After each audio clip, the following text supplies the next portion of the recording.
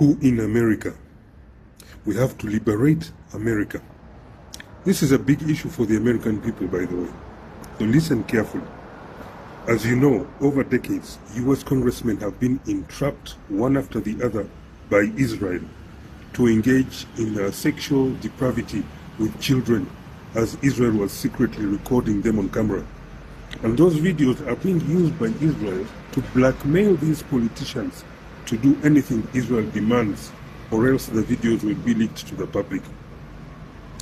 I believe the same blackmail operation has caught many leaders in the UK and the EU as well. And that's why they all act odd and look soulless when they have to defend Israel's crimes, because they are under duress and can't reveal their plight to anyone.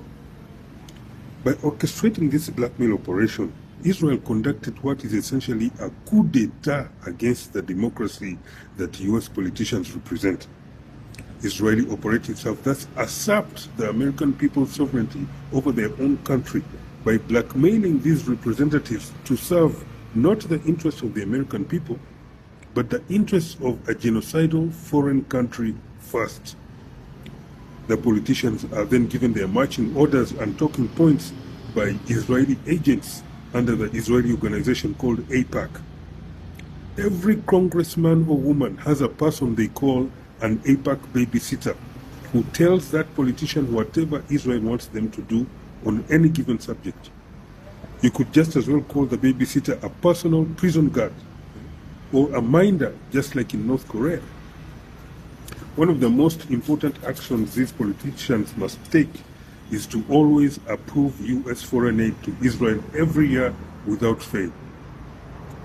But after the money reaches Israel, part of it is then sent back to America from Israel to be used by AIPAC to buy more US politicians and also fund the election campaigns of the other politicians who are already under Israeli blackmail, so that they continue serving Israel in Congress to vote for more foreign aid to Israel, which the politicians will again receive more kickbacks from.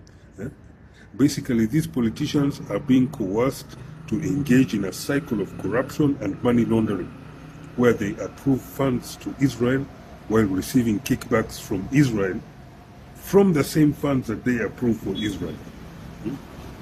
These are federal crimes under US law. Now, besides approving money for Israel, they must also defend any action that Israel takes in the Middle East, be it genocide, air attacks on neighboring countries, or forced starvation on Palestinian children. This has been revealed by UK politician Jeremy Corbyn, who refused outright to be part of this scheme. The overthrow of democracy through blackmail should have never been allowed to happen anywhere. And all US congressmen who are compromised by this Israeli blackmail coup should actually report themselves to authorities, or else the people and the victims of their sexual depravity should make these politicians face the real risk of being deemed as willing treason collaborators against the people, right? Against the American people's sovereignty, against democracy, and against America itself, for not reporting blackmail, which is also a serious federal crime under US law. Right now, Israel is doing everything so that the Epstein files do not come out. They are most probably the ones using a blackmailed Donald Trump to try and bury the files and videos so that they keep the power of blackmail that they have over America's politicians. Power that they have stolen from the American people who elected these politicians. The American people should not let this brazen coup d'etat against their country continue. This foreign regime in power in America, behind the curtains, is the one engineering the loss of freedoms of the American people, particularly when it comes to criticism of Israel.